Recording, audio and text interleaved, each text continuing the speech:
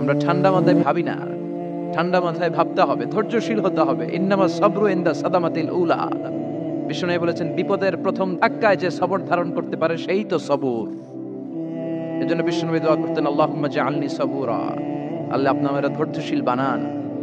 ওয়া জাআলনি শাকুরা, আপনি আমার শুকরগুজার বান্দা বানান। বিশ্বনবীর চেয়ে ধৈর্যশীল, বিশ্বনবীর চেয়ে শুকরগুজার পৃথিবীর কেউ আছে?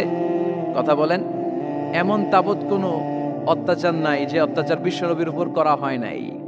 বিশ্বনবী মক্কার জামিনে যখন দাওয়াত দিতে লাগলেন, ওনারে পাগল বলা হতো, বলা হতো তুমি পাগল, বলা হতো মুহাম্মদ একটা কবি, বলা হতো মুহাম্মদ হচ্ছে গণক। বিশ্বনবী যখন রুকু দিতেন, সিজদায় চলে যেতেন, উটের পচা নারী ভুরি এনে বিশ্বনবীর কাঁধে ফেলে রাখা হতো। বিশ্বনবীর গলার মধ্যে রশি ধরে টান দেয়া হতো। কয়েকবার বিশ্বনবীর এই ঘাড়ের এই চামড়া ছিঁড়ে গিয়েছে, একবার চাদর টান দেওয়ার কারণে, আরেকবার রশি টান দেওয়ার কারণে। বিশ্বনবী কিছুই বলেন নাই, ক্ষমা করে দিয়েছেন। যেই মক্কার শত্রুরা বিশ্বনবীকে মক্কা থেকে বিতাড়িত করেছেন, এবং যেই রাতে উনি হিজরত করলেন, মাইগ্রেট করলেন, উনি কেঁদে কেঁদে বারবার মক্কার দিকে ফিরে তাকায়, আবার যায়, আবার ফিরে তাকায়, মাতৃভূমির মায়া ছাড়তে পারছেন না। আর বলছিলেন মাক্কাতু আহাব্বুল বিলাদ ইলাইয়া, মক্কা আমার কাছে সবচেয়ে প্রিয় শহর। লাউলা উখরিজতু লামা খারাজতু মিনহা, আমারে যদি বের করে না দেয়া হতো এই শহর থেকে, আমি কোনোদিন এই শহর থেকে বেরোতাম না। এত ভালোবাসতেন বিশ্বনবী মক্কাতুল মুকাররমাকে। ধৈর্যশীল ছিলেন। এত অত্যাচার অনাচারের পরে যখন মক্কা বিজয়ের ক্ষণ আসলো, এই মক্কাকে বিশ্বনবীর করতলগত করে দিল কে? ফাতহে মক্কা হলো। বিশ্বনবী চাইলে পিষে পিষে প্রতিটা কাফের মুশরিককে শেষ করে দিতে পারতেন, ঠিক কিনা? কিন্তু বিশ্বনবী বললেন লা তাসরিবা আলাইকুমুল ইয়াউম ইযহাবু আনতুমুত তুলাকা, কোনো রিভেঞ্জ চলবে না আজকে, কোনো প্রতিশোধ নাই।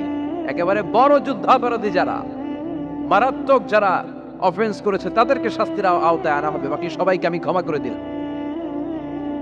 In the long history of the world, there is no instance of magnanimity and forgiveness which was showed by our beloved Prophet Muhammad when all of his enemies laid under his feet and he forgave them one and all. পৃথিবীর ইতিহাসে এরকম নজির কোথাও পাওয়া যায় না, যাকে এত অত্যাচার করে বিতাড়িত করা হয়েছে, নির্বাসন দেয়া হয়েছে, হিজরতে বাধ্য করা হয়েছে। তিনি যখন ওই শহরকে আবার বিজয় করলেন, কাউকে আঘাত করলেন না, আগুন জ্বালিয়ে শহরটাকে জ্বালিয়ে দিলেন না, ওদের বংশকে নির্বংশ করলেন না, বরং মুচকি হেসে উনি বললেন যাও ক্ষমা করে দিলাম। কি ধৈর্যশীল ছিলেন। আবার দোয়াও করতেন, আল্লাহুম্মা জাআলনি সাবুরা, আল্লাহ আপনি আমার ধৈর্য বাড়ায় দেন। ওয়া জাআলনি শাকুরা, আপনি আমার শুকরগুজার বানান। ওয়া জাআলনি ফি আইনি সাগীরা, আল্লাহ আমার চোখে আপনি আমারে ছোট বানান।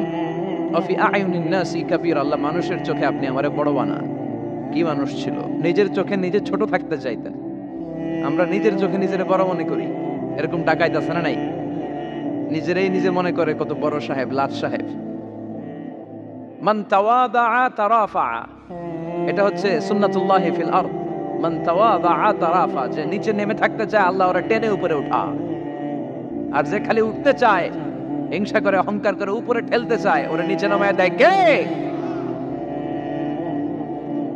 সাইয়েদনা আদমকে আল্লাহ বললেন, আদম সাল্লিমা আলা উলাইকান নাফার লাম্মা খালাকাল্লাহু আদম ওয়া কানা তুলহু 60 যিরাআন।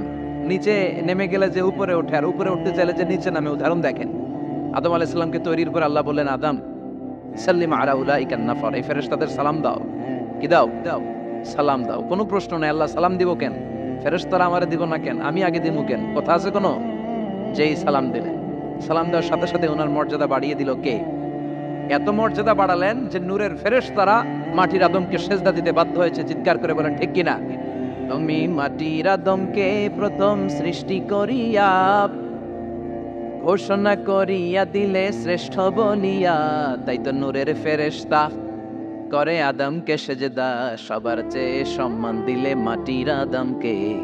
আল্লাহু আল্লাহু পড়েন, আল্লাহু আল্লাহু তুমি জাল্লে জালালুহু, শেষ করা তো যায় না গে তোমার গুণগান। আল্লাহু আল্লাহু সুবহানাল্লাহ পড়েন। কি সম্মান আল্লাহ বাড়াই দিলেন। আল্লাহ বললেন, আদম আজকে থেকে তুমি আশরাফুল মাখলুকা, তুমি খলিফাতুল্লাহ ফিল আরদ, তুমি পৃথিবীতে আমার খলিফা, ভাইস জেরেন্ট অফ আল্লাহ। আল্লাহর খলিফা, আল্লাহর আহকামগুলো পালনের জন্য ভাইস জেরেন্ট। চুরি করলে হাত কেটে দাও, কার আইন? এই কাজ আদম তুমি দুনিয়াতে চেয়ে করবা। জিনা করলে ডেথ পেনাল্টি, হেড অফ, শিরোচ্ছেদ করে দাও। কার আইন? খলিফা হিসেবে মানুষ এসে করবে। মানুষকে আল্লাহ আশরাফুল মাখলুকাত বানিয়ে দিলেন, নিচু হয়েছে বড় বানিয়ে দিলেন। আর শয়তানের অবস্থা কি? শয়তানকে আল্লাহ বললেন সেজদা দে আদমকে। শয়তান যুক্তি দাঁড় করিয়েছে, খালাকতাহু মিন তিন খালাকতানি মিন নার ওয়া খালাকতাহু মিন তিন। আল্লাহ, আপনি আমারে বানাইছেন আগুন দিয়া। কি দিয়া? আগুনের ধর্ম উপরের দিকে ওঠে আর মাটির ধর্ম সে নিচে পড়ে থাকে, আমি কেন সেজদা দেব? শয়তানকে চিরকালের জন্য ইবলিস মালউন, অভিশপ্ত আর জাহান্নামী হিসেবে ঘোষণা দিয়ে দিল কে? এজন্য আপনি ছোট থাকতে চাইবেন, আপনারা বড় বানাবে কে? আর আপনি নিজে যদি বলেন আমি বড়, থাপ্পড় মেরে আপনারা নিচে নামাই দিবে কে? এজন্য বিশ্বনবী দোয়ায় বলতেন, আল্লাহুম্মা জাআলনি সাবুরা ওয়াজআলনি শাকুরা ওয়াজআলনি ফি আইনি সাগীরা ওয়া ফি আয়ুনিন নাসি কাবীরা। ও আল্লাহ, আপনি আমারে ধৈর্যশীল বানান, আপনি আমারে শুকরগুজার বান্দা বানান, আমার চোখে আমারে আপনি ছোট বানান, মানুষের চোখে আপনি আমারে বড় বানান। সুবহানাল্লাহ পড়েন। এজন্য সবসময় শুকরগুজার থাকার চেষ্টা করতে হবে। রাজি আছেন তো? যে কোনো মুহূর্তে, যে কোনো পরিস্থিতিতে আমরা শুকরিয়া করব কার? চিল্লায় বলেন কার? আমরা যেন বেশি বেশি আল্লাহ তাআলার শুকরিয়া আদায় করতে পারি। আল্লাহ তুমি তৌফিক দাও। সবাই পড়ি আমিন। উত্তর চান্দোলা হিলফুল ফুজুল ইসলামী সংগঠনের উদ্যোগে আজকের এই তাফসীরুল কোরআনের প্রোগ্রাম। হিলফুল ফুজুল নামটা আমার বড্ড প্রিয়। বিশ্বনবী যখন 15 কিংবা 20 বয়স, কোনো বর্ণনায় এসেছে 15, কোনো বর্ণনায় 20, তখন তিনি একটা ছাত্র সংগঠন করেছিলেন, ইয়াং স্টারদের একটা অর্গানাইজেশন করেছিলেন। ওটার নাম তিনি দিয়েছিলেন হালাফুল ফুদুল। হালাফুল ফুদুল, ওইটারই আমরা বাংলায় কি বলি? হিলফুল ফুজুল। হালাফ মানে শপথ, oath, we take an oath in the name of Allah. আল্লাহর নামে শপথ নেয়ারে বলে হালাফ। আর ফাদিলা, ফাদলুন, এগুলোর প্লুরাল হচ্ছে ফুদুল। ফুদুল মানে ভালো কাজ। ভালো ভালো কাজের উপর বিশ্বনবী যুবকদেরকে একত্রিত করলেন যে মক্কা শহরে কোনো টেন্ডারবাজি চলবে না, কোনো চাঁদাবাজি চলবে না, দুর্বলের উপর সবলের অত্যাচার চলবে না, জালিমের জুলুম চলবে না, হত্যা চলবে না, ধর্ষণ চলবে না, রাহাজানি চলবে না। মক্কা শহরটারে শান্তির শহর বানাতে হবে। যুবকরা এই দায়িত্ব কাঁধে নিয়েছে। কারা? মুরব্বীরা না, যুবকরা। যুবকদের আছে প্রাণ ঢালা উচ্ছ্বাস, অনেক শক্তি। এজন্য যুবকদেরকে ভালো কাজে আসতে হবে। যুবকরা চাইলে এই দেশের চেহারা পাল্টে দিতে পারে। এদেশে যুবক ভোটার আছে কয়জন জানেন? নতুন করে যুবক ভোটার হয়েছে 2 কোটি। কয় কোটি? 2 কোটি না? Can you imagine that? কল্পনা করতে পারেন? They can change Bangladesh. They can change the face of Bangladesh. তারা 56,000 বর্গ মাইলের এই বাংলাদেশের চেহারা পাল্টে দিতে পারে। তাদের অনেক শক্তি। এজন্য যুবকদের এই শক্তি কাজে লাগাতে হবে। ফেন্সিডিল, গাঁজা, ইয়াবা, হিন্দি সিনেমা, এগুলোর পিছনে দৌড়ানো যাবে, পর্নোগ্রাফির পিছনে ছোটা যাবে। যুবক বয়সে ভয় করতে হবে কারে? চিল্লায় বলেন কাকে? আল্লাহ আমার যুবক ভাইদেরকে তুমি তৌফিক দাও। বিশ্বনবী হালাফুল ফুদুল তিনি গঠন করলেন মক্কাতুল মুকাররমাতে। পুরো মক্কা শহরটা শান্তির শহর হয়ে গেল। সুবহানাল্লাহ। আল্লাহ উত্তর চান্দোলা হিলফুল ফুজুল ইসলামী সংগঠনকে তুমি কবুল করো। আজকের প্রোগ্রামের সভাপতিত্ব করছেন আল্লামা অধ্যক্ষ গোলাম সরোয়ার সাইদি পীর সাহেব, আড়াইবাড়ি দরবার। আমার প্রিয় নানা ভাই আলোচনা করেছেন, বয়ান করেছেন। আল্লাহ নানা ভাইকে কবুল করো। নানা ভাইটা একটু ইয়াং হয়ে গেছে না? অনেক জায়গায় লোকজন খুব বিভ্রান্তিতে পড়ে যায়। ঘটনা কি? আপনি নানা হইলেন কবে, নাতনি হইল কবে, আবার জামাই পেলেন কবে? আমারও বলা যে তুমি যে আমার নানা ভাই বানাইছো, আমি তো এর উত্তর দিতে দিতে কাম সারা। তো আল্লাহ নানা ভাইকে তুমি কবুল করো। তিনি হকের কথা, কোরআনের কথা বলেন। পীর সাহেবদের মুখে এরকম হুঙ্কার দেখা যায় না। কথা কন। এরা থাকে খানকায়, এদের পেট থাকে বড়। সবার কথা বলছি না, বেশিরভাগ। কথা বলেন। এই ভণ্ডামি এই দেশে আছে না নাই? দোদেল বান্দা কালমা চোরে, না পায় শ্মশান না পায় গোরে, দিন থাকিতে আয়রে পথে ছাইড়া দে ভণ্ডামি, ভণ্ডামি ভণ্ডামি ভণ্ডামি, ছাইড়া দে ভণ্ডামি। আছে না নাই? নামাজ কালাম পড়ে না, ইবলিস শয়তানের নানা। আছে না? নামাজ নাই, রোজা নাই, নাচানাচি, নাচ গান, গোসল করে না, সারা বছরে করে একবার, ওই গোসলের পানি মুরিদরা খায় ফেলায়। আছে না নাই? নামাজ রোজা করে না, ইবলিস শয়তানের নানা, ধর্মের একখান খুঁটি ধইরা কয়দিন করবা হয়রানি, ভণ্ডামি ভণ্ডামি ভণ্ডামি, ছাইড়া দে ভণ্ডামি। ঠিক কি না?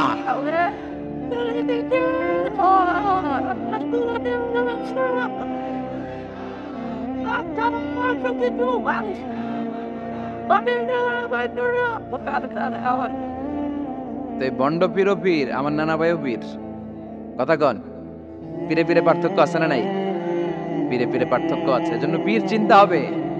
এদেশে এই পাক ভারতে ইসলাম প্রচারে ওলিয়া উলিয়াদের, পীর মাশায়েখদের অবদানের কোনো শেষ নাই, কিন্তু চিন্তা হবে, কষ্টি পাথর দিয়ে যাচাই করে নিতে হবে। কারণ এই পীরের আদলে অনেক ভণ্ড এই বাংলার জমিন আছে না নাই?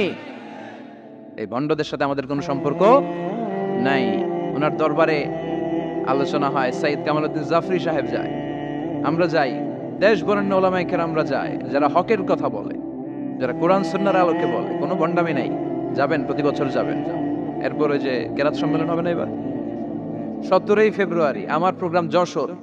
আমাকে অনেক বলেছিল থাকতে পারলে আমিও কোরআন নিয়ে কিছু কথা বলে আসতে পারতাম, শুনে আসতে পারতাম কারীদের তেলাওয়াত। যাবেন আপনারা, দাওয়াত করে দিলাম।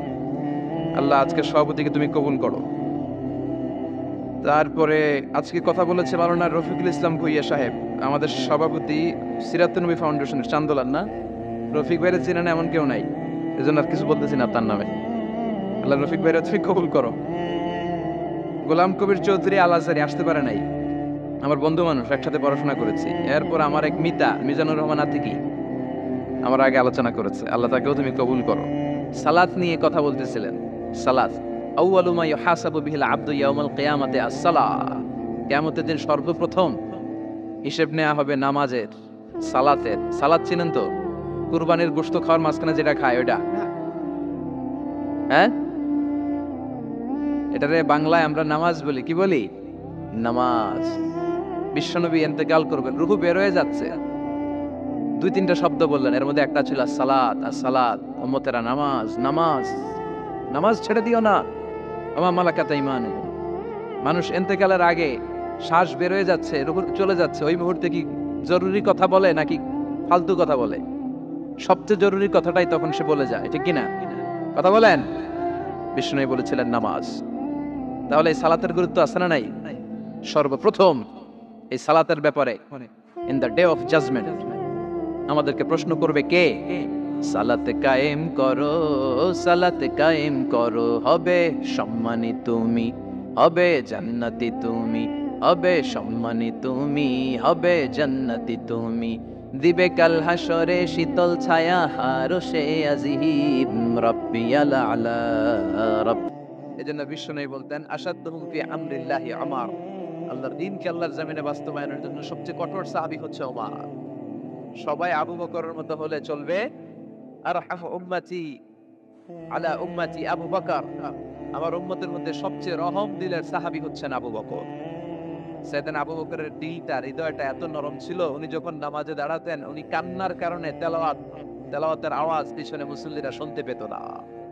রাজুলুন আসিফ, কোমল হৃদয়ের মানুষ, এত ভদ্র হৃদয়ের মানুষ, এত প্রিয় ছিলেন আল্লাহ তাআলার কাছে। বিশ্বনবী মেরাজ থেকে যখন আসলেন, এসে ঘটনা বর্ণনা শুরু করলেন, আমি মক্কা থেকে ফিলিস্তিন গিয়েছি, ফিলিস্তিন থেকে দূর পাহাড়ে উঠেছি, সেখান থেকে 7 আকাশ পাড়ি দিয়ে আল্লাহর আরশে গিয়েছি, জান্নাত জাহান্নাম দেখেছি, আবার ফজরের আগে ফিরে এসেছি। আবু জাহেল, উতবা, সাইবা, ওয়ালিদ ইবনে মুগিরা জানতে, ওরা কয় এতদিনে একটা পাইছি, একটা ইস্যু পাইছি, এই ইস্যু দিয়া মুহাম্মাদের বিরুদ্ধে যত বদনাম রটানো যায় আমরা রটাবো। সর্বপ্রথম যে ধরছে বিশ্বনবীর সাহাবী আবু বকরকে, যে বলে আবু বকর দেখো, তোমার বন্ধু এতদিন যা বলতো মেনে নিতাম, আজকে সে কি বলে, সে তো পুরো পাগল হয়ে গিয়েছে। নাউজুবিল্লাহ পড়েন। যেখানে মক্কা থেকে ফিলিস্তিন যেতে লাগে 15 দিন, ফিরে আসতে লাগে 15 দিন, যেতে আর আসতে লাগে 1 মাস, সে নাকি মাঝরাতে উঠে বাইতুল মুকাদ্দাস গিয়েছে, নবীদের নিয়ে ইমামতি করেছে নামাজের, আরো সে গিয়েছে, জান্নাত জাহান্নাম দেখেছে, আবার নাকি ফজরের আগেই চলে এসেছে। এটা কেমন পাগলামির কথা বলো তো? সাইয়েদনা আবু বকর বললেন, আমার রাসূল কি আসলেই এই কথা বলেছে? আবু জাহেল, উতবা, সাইবা বলে, হ্যাঁ, তোমার নবী, তোমার মুহাম্মদ এই কথাই বলেছে। সাইয়েদনা আবু বকর বলেন, বিশ্বনবী যদি এটা বলে থাকেন তাহলে বিশ্বনবী সত্য বলেছে। আমার নবী বলে থাকলে সত্য বলেছে, তিনি মিথ্যা বলতে পারে? as-sadiq al-amin, সত্যবাদী, the trust over the personality, সবচেয়ে বিশ্বাসী মানুষ, তিনি কখনো মিথ্যা বলতে পারে? বিশ্বনবী বললেন, আবু বকর আনতা লাস্তা আবু বকর ফাকাত, তুমি আজকে থেকে শুধু আবু বকর নও, আজকে থেকে মিনাল ইয়াউম আনতা আবু বকর as-সিদ্দিক, তুমি আজকে থেকে সত্যবাদী আবু বকর। সেদিন থেকে তিনি সিদ্দিক উপাধি পেয়েছেন। সিদ্দিক মানে যিনি সত্য গ্রহণে, সত্য প্রকাশে, সত্যের ব্যাপারে আপোষহীন। সুবহানাল্লাহ পড়েন। কিন্তু সাইয়েদনা আবু বকর ছিলেন তুমুল হৃদয়ের অধিকারী, তার বিপরীতে সাইয়েদনা ওমরে ফারুক ছিলেন শক্ত হৃদয়ের অধিকারী। এজন্য দুইটারই দরকার আছে, তাইলেই ব্যালেন্স হয়। সবাই নরম হইলেও চলবে না, আবার সবাই গরম হইলেও চলবে না, ঠিক কি না? দুইটার মাঝামাঝি থাকার দরকার আছে না নাই? এজন্য মারামারি করতে পারবেন, কিন্তু এটা করতে হবে ইসলামের পক্ষে। কথা বলেন। আল্লাহ বলে ফাদরিবু ফাওকাল আনাক, গাড়ের উপরে মারো। ওয়াদরিবু মিনহুম কুল্লা বানান, আর গিরায় গিরায় মারো। কোথায় মারতে হবে? গাড়ের উপরে আর গিরায় গিরায়। তবে এটা নিজেদের মধ্যে এই মারামারি করলে চলবে না। ইসলামকে প্রতিষ্ঠা করার জন্য, কালেমার বাণীকে সুউচ্চ করার জন্য যদি মারামারিরও প্রয়োজন হয়, আমরা মারামারি করতে রাজি আছি না? কোন একদিন এ দেশের আকাশে কালিমার পতাকা উড়বে, সেদিন সবাই খোদাই বিধান পে দুঃখ বেদনা ভুলবে। কোন একদিন এ দেশের আকাশে কালিমার পতাকা উড়বে, সেদিন সবাই খোদাই বিধান পে দুঃখ বেদনা ভুলবে, ঠিক কি না? এটা আমাদের স্বপ্ন।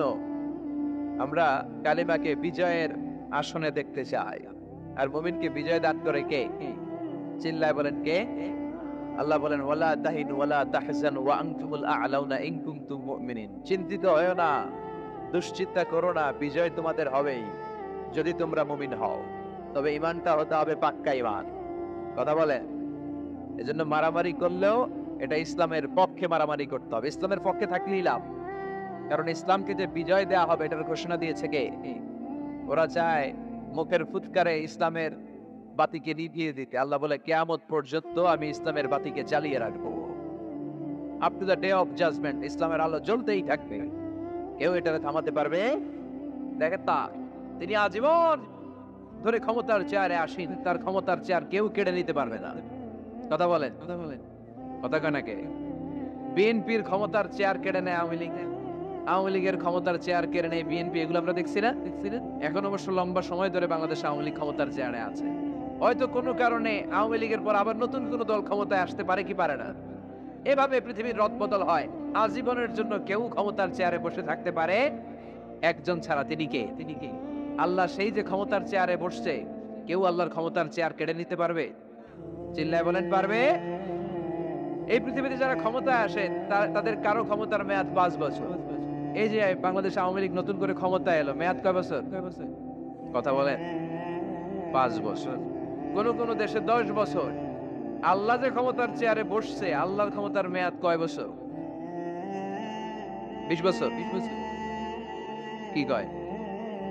হ্যাঁ, 50, 100 বছর। কয় বছর? আজীবন মেয়াদ। সুবহানাল্লাহ কইবেন না? হুয়াল আউয়ালু ওয়াল আখিরু ওয়াল যাহিরু ওয়াল বাতিন ওয়া হুয়া বিকুল্লি শাইইন আলীম। আল্লাহ বলে, আমি প্রথম, আমি শেষ, আমি গোপন, আমি প্রকাশ্য। আমি চিরকালের জন্য ক্ষমতার চেয়ারে বসেছি, কোনোদিন এই চেয়ার আমি ছাড়বো না, ঠিক কি না?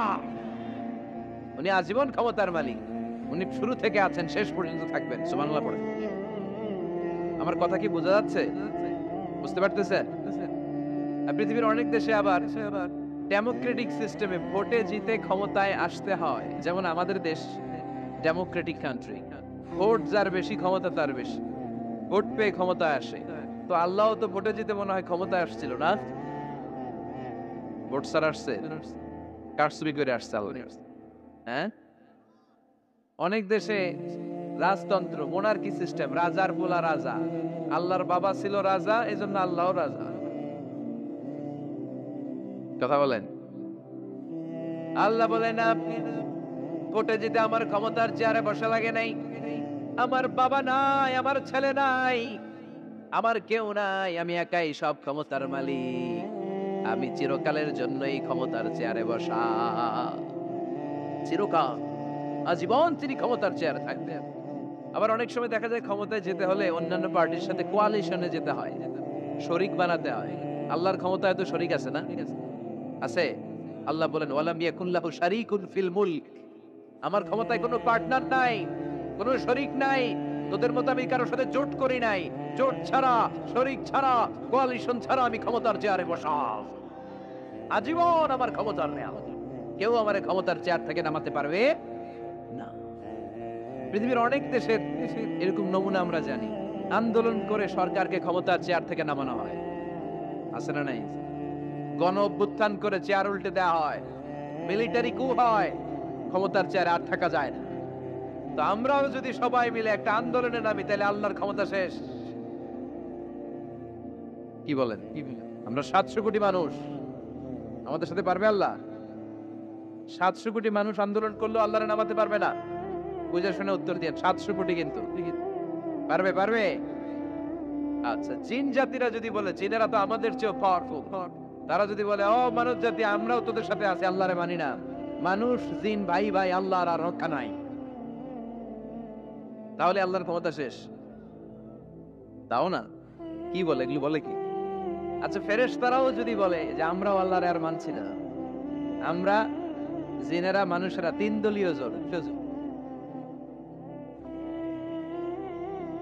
3 দলীয় জোট হলেও পারবে না। আল্লাহ বলে গোটা বিশ্বের সবাই মিলে যদি আমার বিরুদ্ধে আন্দোলনে লেগে যাস, আমার ক্ষমতার 1 ইঞ্চিও কমাতে পারবি না।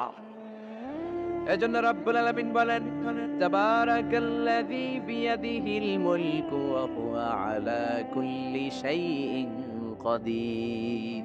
সুবহান সেই সত্তা যার হাতে ক্ষমতা, ক্ষমতা কার হাতে? ওয়া হুয়া আলা কুল্লি শাইইন কাদির, তিনি সব বিষয়ের উপর ক্ষমতাবান। তিনি কে? তিনি চাইলে পাহাড়কে দরিয়া করতে পারে, তিনি চাইলে দরিয়াকে পাহাড় করতে পারে, তিনি চাইলে ধনীকে গরিব করতে পারে, গরিবকে ধনী করতে পারে, তিনি চাইলে সম্মানিতরে অপমানিত করতে পারে, আবার চাইলে অপমানিতরে সম্মানিত করতে পারে। তিনি কে? ফাআলুন লিমা ইউরিদ, তিনি যা ইচ্ছা তাই করতে পারে, তার কাছ থেকে জবাবদিহিতা করার কেউ নাই, তিনি সবার কাছে জবাবদিহি চায়। চিল্লায় কোন ঠিক কিনা? সে আল্লাহ বললেন সুবহান সত্তা যার হাতে ক্ষমতা, তিনি সব বিষয়ের উপর ক্ষমতাবান। এজন্য আমাদের মনে রাখতে হবে আমাদের কোনো ক্ষমতা নাই, ক্ষমতার মালিককে। আর কোনদিন বাগেরহাটের ভাইয়েরা জনগণ সকল ক্ষমতার উৎস, এই কথা বলবেন? মনে থাকবে? তাহলে আওয়াজ করে বলেন তো, সকল ক্ষমতার উৎস কে? সবকিছু করতে পারে কে? সব ক্ষমতার মালিক আল্লাহ।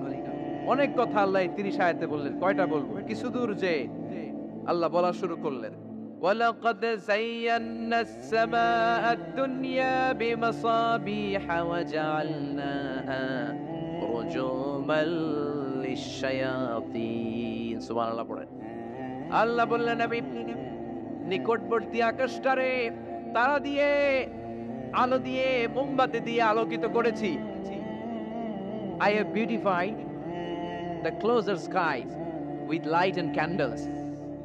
আমি তারা দিয়ে নিচের আকাশটাকে সুশোভিত করেছি। তারা দিয়ে আমাদের আকাশটারে, মহাশূন্যটারে সুশোভিত করেছে কে? তারা চেনেন? চেনেন না? খালি আকাশের দিকে রাতে তাকালে কি দেখা যায়? তারা। রাতের বেলা তারার মেলা। এখন তো লাইটিং ফাইটিং এর যুগ, তারা চেনা যায় না। আগের লোকেরা তারা না দেখে কিছু করতে পারতো না। আগের মুরব্বীরা তারা দেখলেই বুঝতো কয়টা বাজে, ঘড়ি লাগতো না। আগের নাবিকেরা তারা দেখে তারা রাত কয়টা বাজে নির্ধারণ করে ফেলতো। সুবহানাল্লাহ পড়েন।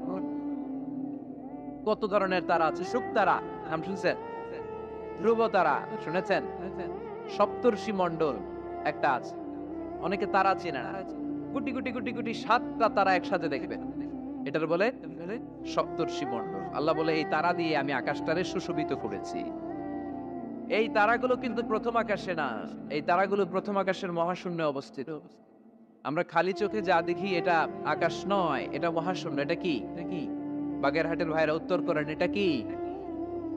এই মহাশূন্যের অনেক অনেক অনেক অনেক অনেক উপরে আকাশ। ওই আকাশ যে কত উপরে এটা নাসার বিজ্ঞানীরাও জানে না। শুরুতে আমরা দেখতে পাই প্রথম আকাশের মহাশূন্য, এর অনেক উপরে প্রথম আকাশ, তারপরে শুরু হয় দ্বিতীয় আকাশের মহাশূন্য, তার অনেক উপরে দ্বিতীয় আকাশ, তারপরে তৃতীয় আকাশের মহাশূন্য, তারপরে তৃতীয় আকাশ, এভাবে একটার চেয়ে আরেকটা বড়, একটার চেয়ে আরেকটা বড়। দ্বিতীয় আকাশের তুলনায় প্রথম আকাশটা কত ছোট শুনতে চান? আপনার হাতের আংটিটা যদি আপনি সাহারা মরুভূমিতে ছুঁড়ে ফেলে দেন, পৃথিবীর সবচেয়ে বড় মরুভূমির নাম কি জানেন? সাহারা মরুভূমি। সাহারা মরুভূমিতে আপনার হাতের আংটি ছুঁড়ে ফেলে দিলে পুরো মরুভূমির তুলনায় আপনার হাতের আংটি যত ছোট, আল্লাহর দ্বিতীয় আকাশের তুলনায় আল্লাহর প্রথম আকাশটা ঠিক তত ছোট, একটার চেয়ে একটা বড়। তারপর আমরা নিজের বড় বড় করে দাবি করি। এই যে আজকের প্যান্ডেলে এত মানুষের সমারোহ হয়েছে, তাকালে মনে হয় না যে কত বিশাল জায়গা? কথা বলেন, বিশাল মনে হয় না? পিল জঙ্গল এইটারে যদি এত বড় মনে হয়, তাহলে পিল জঙ্গলটা কত বড়? হ্যাঁ, আরো এইটার চেয়ে নিশ্চয়ই বাগেরহাট বড়। কথা কন, বাগেরহাটের চেয়ে নিশ্চয়ই পুরো বাংলাদেশটা বড়। বাগেরহাট বলে 64 জেলার এক জেলা, 64টা জেলা মিলে সুজলা সুফলা আমাদের এই বাংলাদেশ।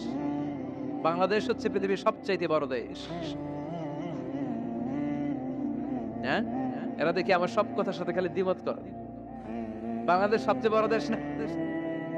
কত ছোট জানেন? মানচিত্রে বাংলাদেশ লেখার জায়গাটাও আমরা পাই না। বাংলাদেশ এটা লিখতে গেলে BAN পরে ইন্ডিয়ার উপরে, GLA পরে বাংলাদেশের উপরে, আবার DESH পরে আবার ইন্ডিয়ার উপরে। আমাদের বাংলাদেশটা এত ছোট, বাংলাদেশ লেখার জায়গাটাও মানচিত্রে আমাদের জন্য না। এত ছোট দেশ, এত ছোট। ইন্ডিয়া প্রায় 20-25 গুণ বড় আমাদের চেয়ে। আমেরিকা, কানাডা শতগুণ বড়। রাশিয়া একটা দেশ আছে কয়েকশো গুণ বড়।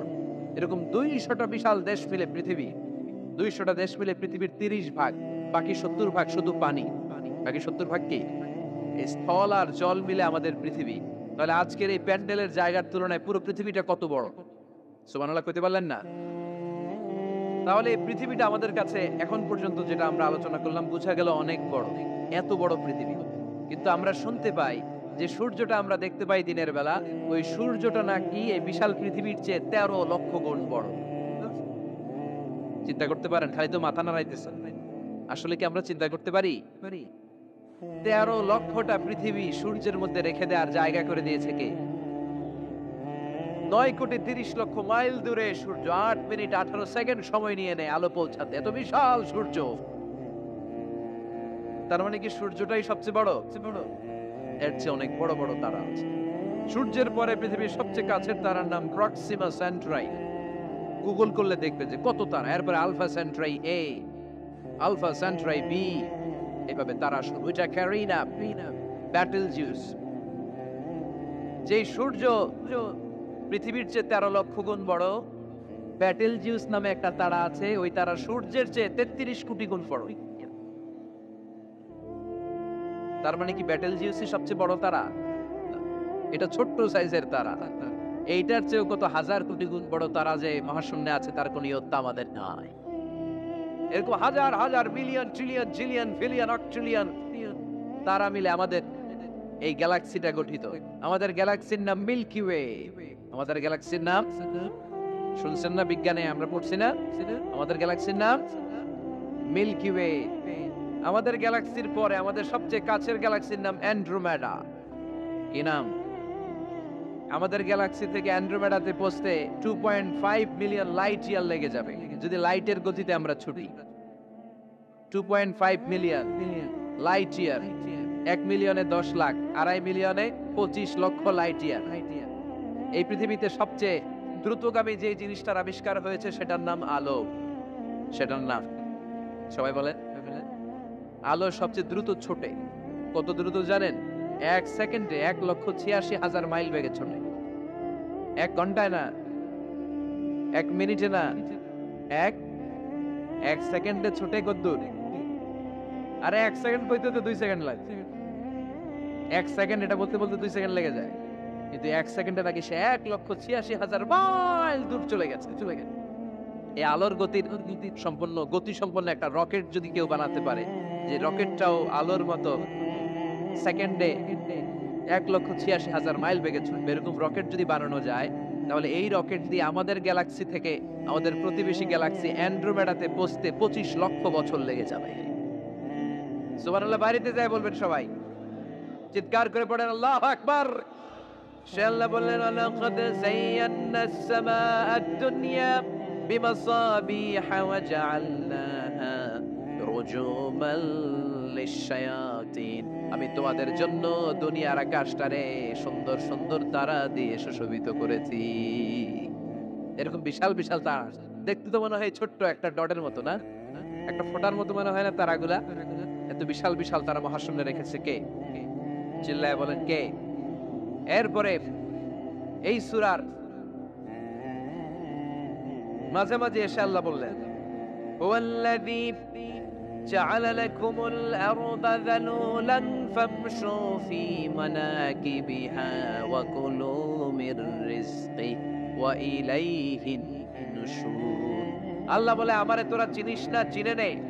আমি হলাম এমন সত্তা, আমি তোমাদের জন্য জমিনটারে সমতল বানিয়ে দিয়েছি, তাই যেখানে মন চায় তোমরা সুন্দর করে হেঁটে হেঁটে যেতে পারো। তার মানে এই নয় যেখানে খুশি সেখানে যাবা, শেষকালে আমার দিকে ফিরে আসতে হবে, ঠিক কি না?